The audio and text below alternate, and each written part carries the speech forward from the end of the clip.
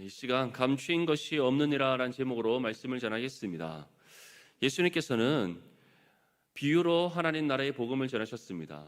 그 중에서 대표적인 그 말씀이 바로 4가지 땅에 떨어진 씨 비유의 말씀이었습니다. 예수님께서는 이 말씀을 통해 우리에게 분명한 한 가지 사실을 전하셨습니다.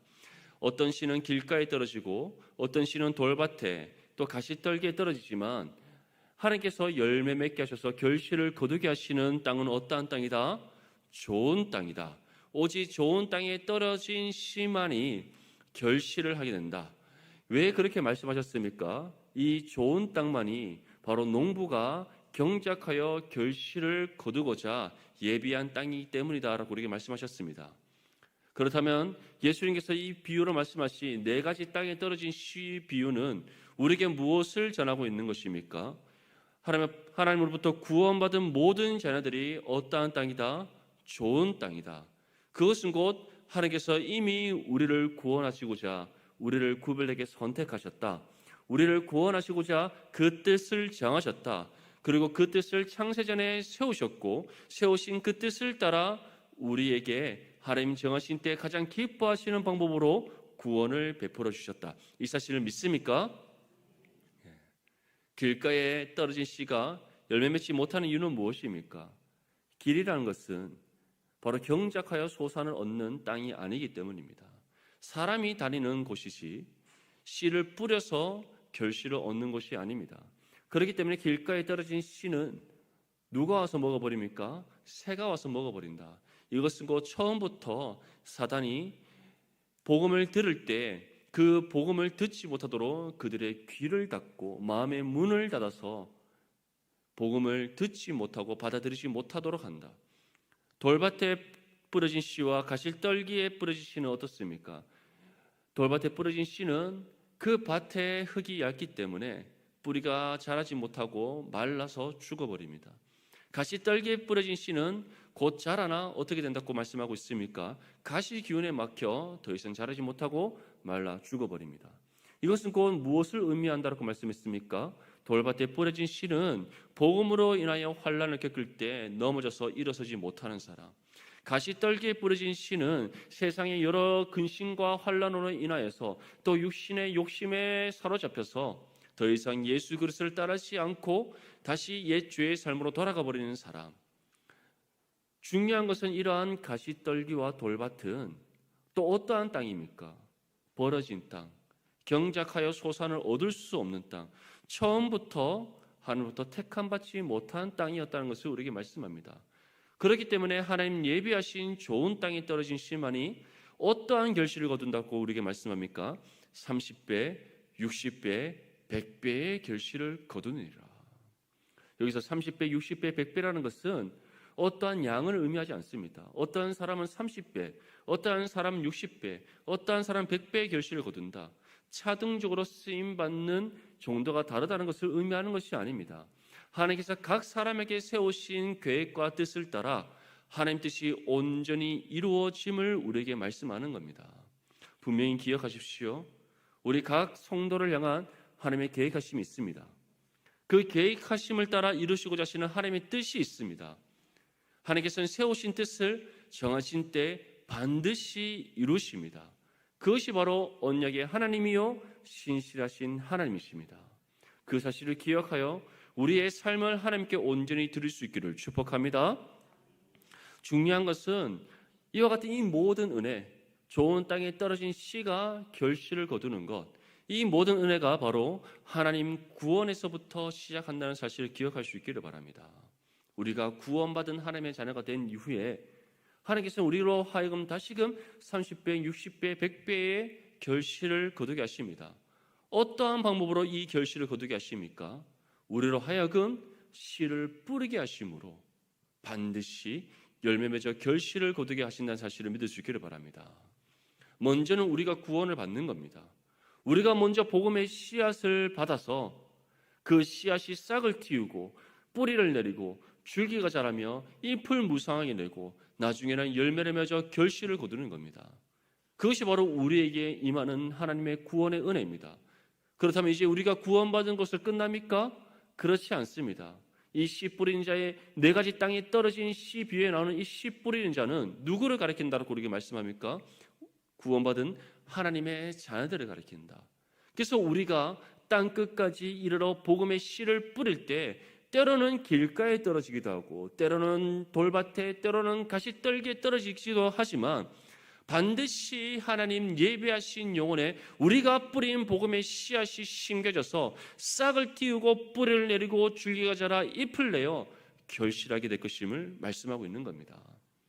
사랑하는 성도 여러분, 우리가 좋은 땅에 뿌려진 씨입니까?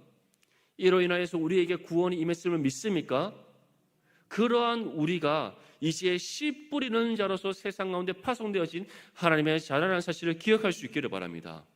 그 믿음 가운데 우리에게 주어진 복음의 삶을 힘써 감당하여 우리가 뿌려진 씨가 하나님 예비하신 좋은 땅이 뿌려져서 30배, 60배, 100배의 결실을 맺어 거두는 저와 여러분들의 삶이 될 수 있기를 축복합니다.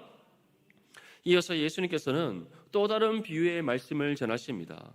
이 비유의 말씀은 빛과 어둠의 관계를 우리에게 보여줍니다. 예수님께서 이 말씀을 전하시는 이유가 무엇입니까? 세상에 오신 예수님께서 어떤 분이신지, 또 하나님 자녀에게 주어진 역할이 무엇인지 우리에게 전하기 위해서입니다. 우리 본문 21절 말씀 함께 읽겠습니다. 시작. 또 그들에게 이르시되 사람이 등불을 가져오는 것은 말 아래에나 평상 아래에 두려함이냐 등경 위에 두려함이 아니냐. 아멘. 예수님께서는 또 다른 비유의 말씀을 전하시는데 오늘은 어떠한 비유의 말씀으로 우리에게 전하고 있습니까? 등불을 비유로 전하고 있습니다. 등불이란 것은 바로 어둠 가운데 빛을 밝히는 겁니다. 예수님께서 이 말씀을 전하시면서 우리에게 대비되어서 보여주시는 것이 있습니다. 빛과 어둠의 관계. 빛이 있는 곳에 어둠이 함께 할 수 있습니까? 빛이 있는 곳에는 결코 어둠이 함께 할 수 없습니다. 오늘 우리가 지금 있는 이 공간도와 마찬가지지 않습니까? 이 어두운 밤에 이 형광등을 다 끄게 되면 이 예배당은 깜깜하게 될 것입니다. 하지만 이 깜깜한 이 예배당에 우리가 지금 불을 켰기 때문에 어둠이 물러가고 환한 가운데 우리가 함께 예배를 드릴 수 있는 겁니다. 이처럼 빛과 어둠은 공존할 수가 없습니다. 그러한 관계 속에서 예수님께서는 등불을 비유로 우리에게 말씀을 전하고 있습니다. 그런데 이 등불을 가져오는 이유, 사람이 등불을 가져오는 이유가 무엇입니까? 등불을 가져오는 것은 등경 위에 두기 위해서다. 등경이라는 것은 등불을 얹어 놓는 기구입니다. 다시 말해 지금 등불을 등경 위에 얹는다는 것은 어두운 방을 밝히는 것, 어두운 방에 빛을 비추어 환하게 만들도록 하기 위해 지금 등불을 가져서 등경 위에 두는 겁니다. 등불에 있어서 유대인들이 가지고 있는 상징적인 장소가 있습니다. 그 장소는 바로 성소입니다. 하나님께서는 모세에게 율법을 주시고 율법을 주신 이후에 가장 먼저 만들라고 한 것이 성막입니다. 그러면 성막 안에는 무엇이 있습니까? 성소가 있습니다. 그 성소는 두 가지로 구분되어집니다. 바로 성소 안에 또 다른 지성소가 있다라는 것.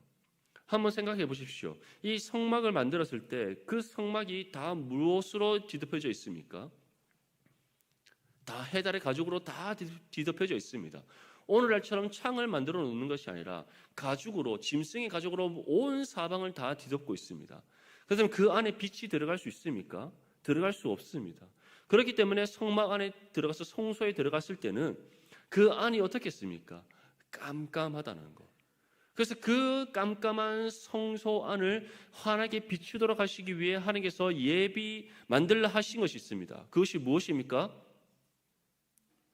바로 7 등잔대입니다. 7 촛대. 한 번도 들어보지 못한 눈빛으로 저를 바라보시면 아주 곤란합니다. 그래서 7 촛대에 불을 피우면 그 성소 안이 어떻게 됩니까? 환하게 비춰지는 겁니다. 이처럼 빛이 있는 곳에는 어둠이 물러가게 되는 겁니다. 이처럼 등불이 감당하는 역할은 어둠은 물러가고 그 어두운 공간을 환하게 비추는 겁니다. 어둠 속에서 걸어갈 때도 마찬가지입니다. 시편 119편 105절 말씀에는 우리에게 무엇이라고 말씀합니까? 주의 말씀은 그렇죠. 우리 발의 등이요 내 길의 빛이니이다. 이것이 무엇을 의미합니까?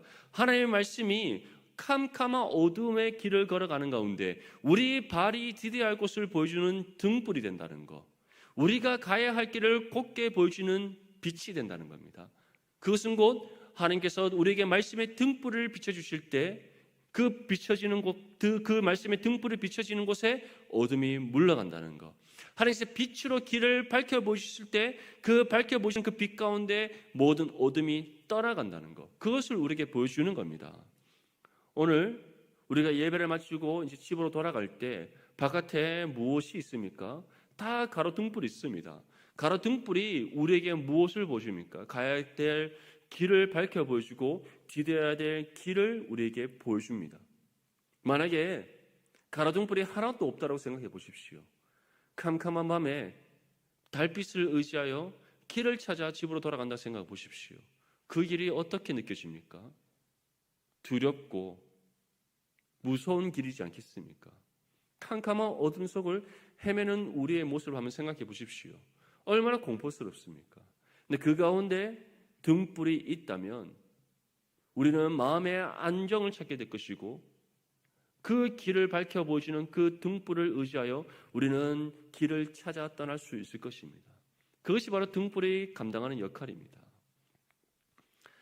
그런데 이러한 등불을 말 아래에 두면 어떻게 되겠습니까? 또는 평상 아래에 두면 어떻게 되겠습니까? 등불이 제 기능을 발휘하지 못하게 될 것입니다. 말이란 것은 곡식이나 또 가로의 양을 측정하는 그릇을 의미합니다. 평상은 나무로 만든 침상입니다. 그러한 말 아래에, 침상 아래에 등불을 둔다는 것은 어리석은 일입니다. 다시 말해 등불을 사용하는 방법을 모르는 것과 같습니다. 등불은 불을 밝히는 도구이고 그 불을 밝히는 도구로서 온전히 쓰임받기 위해서는 불이 환하게 밝혀질 수 있도록 어디 아래에 두는 것이 아니라 위에 둬야 되는 겁니다. 그래서 예수님께서는 우리에게 무엇이라고 말씀합니까? 말 아래나 평상 아래에 두는 것이 아니라 등불을 가져오는 것은 등경 위에 두어서 어두운 공간을 환하게 비추기 위해서이다. 그렇다면 예수님께서 왜 이 말씀을 우리에게 전하고 있는 겁니까? 어두운 지금 이 장소는 무엇을 의미합니까? 죄악된 세상을 의미하는 겁니다. 이 죄악된 세상 가운데 빛을 비치는 존재가 이 땅 가운데 오셨는데 그 빛의 존재가 누구십니까? 참 빛이신 우리 주 예수 그리스도입니다. 다시 말해 예수님께서는 지금 이 등불과 어두운 공간을 예수님과 이 어두운 죄악된 세상으로 대비하여 우리에게 말씀하고 있는 겁니다. 등불을 가져온 것은 등경 위에 두어서 어둠을 물리치기 위함입니다. 이것은 곧 이 죄악된 어두운 세상 가운데 우리 주 예수 그리스도께서 오신 이유가 무엇인지를 우리에게 보여주는 겁니다. 참 빛이신 예수 그리스도께서 이 땅 가운데 오셔서 하나님의 영광의 빛을 비추어 세상의 어둠을 물리치기 위해서인 줄 믿을 수 있기를 축복합니다. 요한복음 1장 9절 말씀에 다음과 같이 말씀합니다. 참 빛 곧 세상에 와서 각 사람에게 비추는 빛이 있었나니. 이 죄악되고 어두운 세상 가운데 우리 주 예수 그리스도께서 참 빛으로 오셨습니다. 참 빛이 이 땅 가운데 비춰졌습니다. 그 빛이 비춰지는 순간 많은 사람들이 그 빛을 보았습니다. 그런데 우리에게 무엇이라고 말씀합니까? 그 빛이 비추어 줬음에도 불구하고 사람들이 그 빛이 무엇인지 알지 못했다. 그 빛을 영접하지 않았다. 그 이유가 무엇입니까? 죄가 우리 눈을 가렸기 때문에 그 빛을 분별하여 보지 못하는 겁니다. 죄가 우리의 마음의 문을 닫고 있기 때문에 그 빛을 영접하지 못하는 겁니다. 그것이 바로 죄악된 우리 인간의 상태였고, 그러한 우리가 누구를 십자가에 못 박아 죽였습니까? 우리 주 예수 그리스도 십자가에 못 박아 죽였다는 겁니다. 그런데 신실하신 하나님께서는 그것을 끝내지 않으셨습니다. 죽음을 이기시고 부활하신 예수 그리스도, 그리고 이제 그 부활의 복된 소식을 전하는 예수 그리스도의 제자들을 통하여서 예배하신 영혼들에게 복음을 들음으로 믿음으로도 구원받게 하시는 은혜를 주셨습니다. 참 빛이신 예수 그리스도를 보게 하시는 은혜를 주셨습니다. 그 빛을 영접하게 하시는 은혜를 주셨습니다. 그래서 우리는 더 이상 이 죄악된 어두운 세상 속에서 헤매는 인생이 아니라 참 빛이신 예수 그리스도를 바라보는 거룩한 믿음의 삶이 되게 하셨다는 사실을 믿을 수 있기를 축복합니다. 그러한 믿음의 삶을 살아가고 있습니까? 이 죄악되고 어두운 세상 속에서 헤매는 어리석고 미련한 인생이 아니라 참 빛이신 예수 그리스도를 바라보는 삶이 되고 있습니까? 하나님께서는 우리로 하여금 참 빛이신 예수 그리스도를 바라볼 수 있도록 성경을 우리에게 주셨습니다. 말씀을 읽는 가운데 이 말씀이 우리 발의 등이 되어서 참 빛이신 예수 그리스도의 걸음을 따라 나아가 계신 은혜를 주십니다. 말씀이 우리에게 빛이 되어서 참 빛이신 예수 그리스도께서 가라 명하신 그 길을 따라 나아가 계시는 은혜를 주십니다. 그래서 우리가 말씀을 통해서 우리에게 주시는 뜻을 따라 순종하여 한 걸음 한 걸음 내디며 나아갈 때, 말씀이 우리에게 가리키는 그 길을 따라 믿음으로 바라보며 나아갈 때, 말씀이 우리에게 명한 그 표대를 향해 달려갈 때, 그러한 믿음의 삶이 바로 참 빛이신 예수 그리스도를 바라보며 나아가는 믿음의 삶임을 믿을 수 있기를 간절히 소망합니다. 예수님께서 그것을 우리에게 말씀하고 있는 겁니다. 내가 이 땅 가운데 온 이유는 참 빛이신 예수 그리스도께서 이 죄악되고 어두운 세상을 밝히시기 위해서다. 그리고 그 빛을 바라보는 하나님의 자녀들을 구원으로 인도하기 위해서다. 우리는 이미 그 은혜를 받은 하나님의 자녀요, 그 빛을 따라 걸어가는 거룩한 믿음의 성도라는 사실을 기억할 수 있기를 소망합니다. 우리가 살아가는 이 세상이 얼마나 어둡습니까? 한치 앞도 보이지 않는 죄악의 어둠으로 가득 찬 이 세상이지 않습니까? 오늘날 우리 청년들을 생각해 보면 더더욱이 이들의 미래가 어둡습니다. 우리 청년들 두 눈을 꼭 감고 손으로 한번 눈을 가려 보십시오. 뭐가 보입니까? 아무것도 보이지 않습니다. 그것이 여러분들의 인생의 미래입니다. 안타깝지 않습니까? 지금 진로와 취업의 문제로 이들이 이와 같이 고군분투하고 있습니다. 그런데 우리 그리스도인들은 지금 당장 내 앞에 놓여 있는 문제를 바라보는 것이 아니라 그 문제 너머에 계시는 하나님을 바라볼 수 있어야 됩니다. 이 죄악되고 어두운 세상 가운데 세상이 우리에게 말하는 방식을 쫓아 살아가는 것은 어둠 가운데 헤매이는 어리석고 미련한 인생입니다. 그 어둠을 빛으로 밝히시는 참 빛이신 예수 그리스도를 바라보며 나의 삶을 의탁하는 것, 그것이 지혜로운 그리스도인의 삶의 모습입니다. 청년들뿐만 아닙니다. 우리 지금 이제 중학생들, 여러분들의 인생에 무엇이 보입니까? 아무것도 보이지 않고 답이 없는 것이 정답입니다. 그것이 정상입니다. 하지만 분명히 기억해야 됩니다.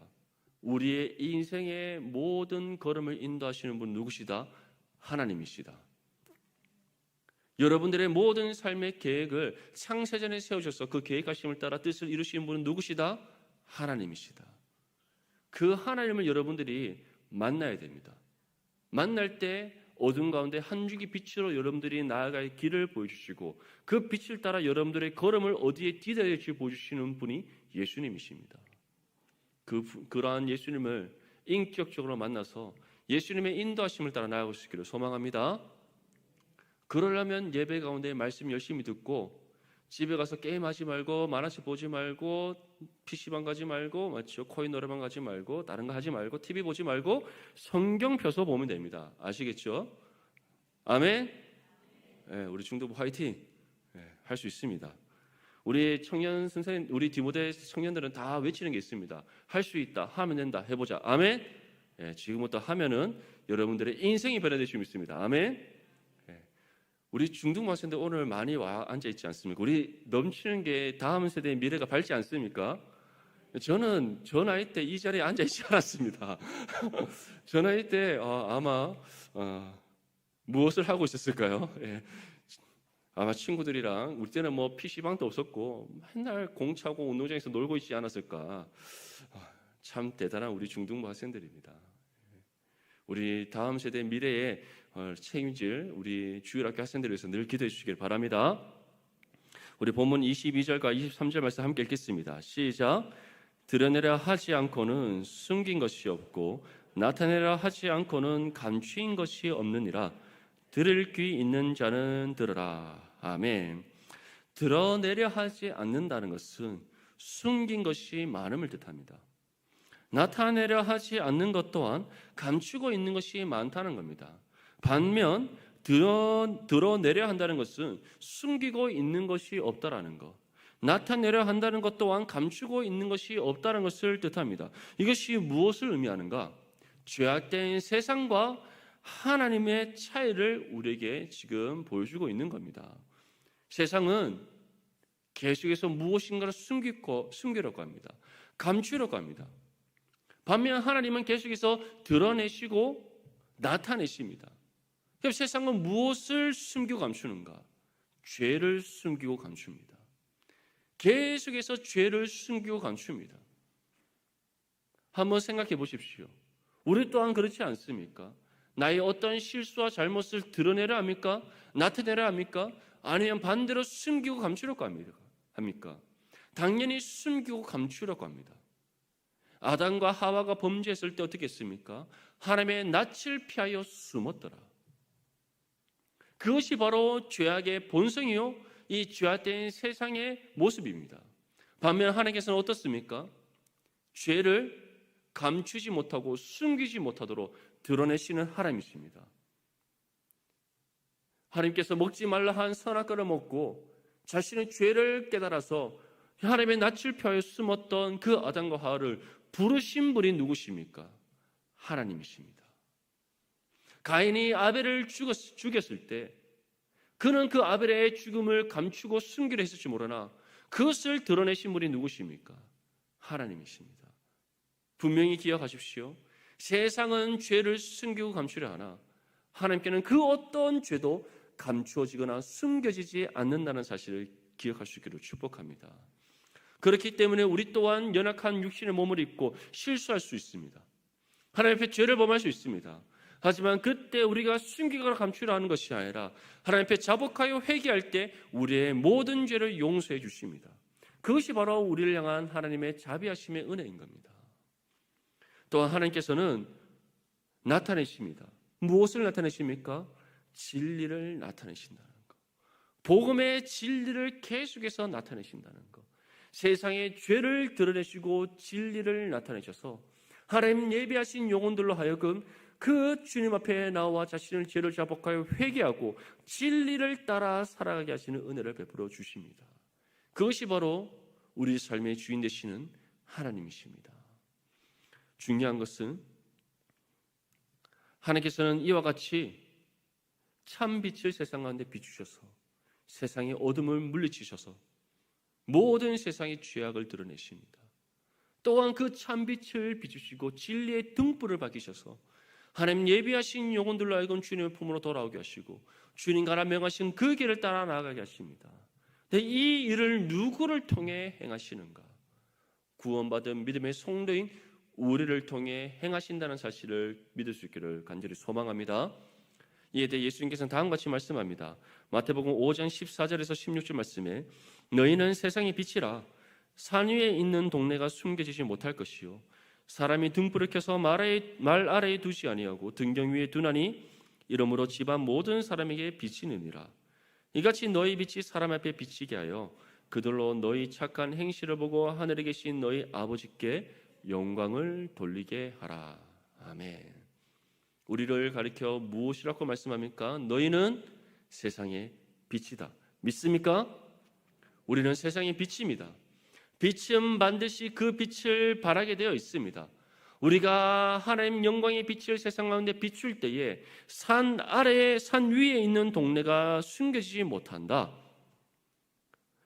산 위에 있는 동네가 숨겨지지 못한다는 것은 온 세상이 환하게 비춰지게 된다는 것을 뜻하는 겁니다. 그 어떤 죄가 숨겨지지 않게 된다는 사실을 우리에게 보여주는 겁니다. 모든 세상의 어둠이 물러가게 된다는 것을 우리에게 말씀하고 있는 겁니다. 무엇보다 우리로 하여금 하나님의 영광의 빛이 세상 가운데 비춰져서 세상의 어둠이 물러갈 뿐만 아니라 또 어떠한 일이 일어난다라고 우리에게 말씀합니까? 빛이 사람 앞에 비치게 하여 그들로 너희 착한 행실을 보고 하늘에 계신 너희 아버지께 영광을 돌리게 하라. 다시 말해 우리를 통해 하나님의 그 영광의 빛이 비춰지고 복음의 진리의 등불이 밝게 빛날 때에 하나님 예비하신 영혼들이 우리를 통해 누구에게로 돌아간다? 하나님께로 돌아간다. 하나님께로 돌아가서 자신의 모든 죄를 자복하여 회개함으로 믿음으로도 구원받고 그러한 하나님의 은혜의 영광을 찬송하는 삶으로 되게 하신다. 그 약속을 우리에게 주시는 겁니다. 그렇다면 우리가 이와 같은 세상의 빛의 역할을 감당하기 위해 어떠한 삶을 살아가야 되는 것입니까? 복음을 삶으로 살아내는 삶이 되어야 될 줄 믿습니다. 우리가 먼저는 말씀의 진리 가운데 거하고 그 말씀의 진리를 우리의 삶으로 행하여서 진리를 증거하는 삶이 되어야 되는 겁니다. 분명히 기억하십시오. 복음은 삶으로 먼저 살아내는 겁니다. 하나님께서는 이스라엘 백성들에게 율법을 주실 때에 그 율법을 전하라고 말씀하지 않았습니다. 어떻게 하라고 우리에게 말씀하셨습니까? 그 율법을 지켜 행하여라. 그냥 단순히 지켜 행하는 것이 아니라 우리의 입술에서 떠나지 아니하고 그 말씀을 날마다 주야로 묵상하여 하나님께서 말씀을 통해 주시는 세세한 뜻을 밝혀 깨달아 순종하여 준행하여라. 온전히 지켜 행하여라. 분명히 우리에게 말씀하셨습니다. 이처럼 우리가 복음을 전함에 있어서 가장 첫 번째는 복음을 삶으로 살아내는 겁니다. 사랑하는 성도 여러분, 복음을 여러분들의 삶으로 살아낼 수 있기를 바랍니다. 삶으로 살아내기 위하여 하나님의 뜻을 깨달아 삶으로 살아내기 위해서는 우리가 이 말씀 가운데 우리를 향한 하나님의 뜻을 깨달아야 됩니다. 분별하여 알아야 됩니다. 그러기 위해서 우리는 성경을 펴서 우리의 눈으로 읽고 입술로 계속해서 되뇌어야 되는 겁니다. 말씀의 묵상이 우리의 삶으로 생활화될 때 우리는 말씀 속에 감춰져 있는 복음의 진리를 밝혀 깨닫게 될 것이고 우리의 삶을 향한 하나님의 뜻을 깨달아 그 뜻을 따라 살아가는 삶이 될 겁니다. 복음을 삶으로 살아내는 삶이 될 겁니다. 그러한 삶이 될 때 우리는 세상과 구별됨을 나타내게 됩니다. 세상이 우리에게 말하는 삶의 방식을 쫓아 살아가는 것이 아니라 말씀의 진리 가운데 거하는 삶이 되기 때문에 우리의 삶이 세상의 모든 것과 반대되어지고 구별되어질 수밖에 없는 겁니다. 복음을 증거하는 것은 바로 복음을 삶으로 살아내는 것, 그 삶으로 우리가 구별됨을 나타내는 것, 그리스도인됨을 증거하는 것, 거기에서부터 시작된다는 사실을 기억할 수 있기를 축복합니다. 그러고 난 이후에 우리가 받은 진리를 우리가 만나는 사람들에게 전할 수 있어야 되는 겁니다. 삶으로 복음을 살아내고 그 가운데 복음의 진리를 전할 때 그 복음 가운데 놀라운 성령의 능력이 일어난다는 사실을 믿을 수 있기를 소망합니다. 오늘날 왜 우리가 세상의 빛의 역할을 감당하지 못하는가? 그 원인은 다른 데 있지 않습니다. 우리가 말씀을 몰라서 복음을 전하지 못합니까? 아니면 우리가 복음을 전하는데 왜 능력이 나타나지 않습니까? 이 두 가지 원인은 한 가지에 있습니다. 복음을 삶으로 살아내지 않기 때문입니다. 우리가 복음을 전하나 사람들이 듣지 않는 이유, 복음의 영향력이 일어나지 않는 이유, 우리의 삶이 복음과 일치를 이루어가지 않기 때문입니다. 우리가 복음의 등불을 밝혀내지 못하고 세상과 구분됨을 나타내지 못하는 이유, 복음은 몰라서가 아닙니다. 복음을 삶으로 살아내지 못하기 때문입니다. 사랑하는 성도 여러분, 우리 넘치는 교회 성도들 한 사람 한 사람은 복음을 삶으로 살아내어서 세상 가운데 복음의 등불을 밝히는 세상의 빛이 될 수 있기를 축복합니다. 또한 그러한 믿음의 삶 가운데 우리의 입술로 복음을 증거하여서 놀라운 하나님 구원의 역사를 이뤄가는 저와 여러분들의 삶이 될 수 있기를 축복합니다. 예수님께서 우리에게 분명히 말씀합니다. 사람이 등불을 가져오는 것은 등경 위에 두어서 빛을 발하기 위해서다. 먼저는 참빛이신 예수 그리스도께서 우리에게 빛을 비춰주셨습니다.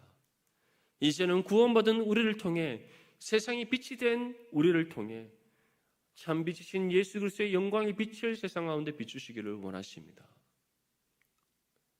그 믿음의 사명이 우리 가운데 주어져 있다는 사실을 기억하면서 먼저는 복음을 삶으로 살아낼 수 있기를 소망합니다. 그리고 우리의 입술로 복음을 전할 수 있기를 바랍니다. 이를 통해 정말 세상의 빛의 역할을 온전히 감당하여 세상의 어둠을 물리치고 하나님 예비한 영혼들 주님의 품으로 인도하여 하나님 앞에 합당한 영혼권의 열매 맺어 영광 올려드리는 저와 여러분들의 삶이 될 수 있기를 주님의 이름으로 축복합니다.